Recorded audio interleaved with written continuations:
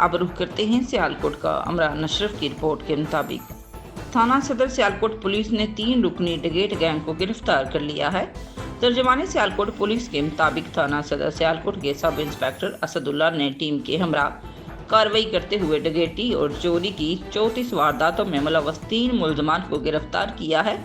Gang का सरगना जुबैर उर्फ हमजा अपने साथियों साजिद और सईद के हमरा मिलकर होंडा 125 पर वारदातें करता था और खौफ की अलामत बना हुआ था। मुलजमान के कब्जे से दौरान तफ्तीश 8 लाख रुपए नकदी, होंडा 125 मोबाइल फोन्स और असला भी बरामद कर लिया गया है।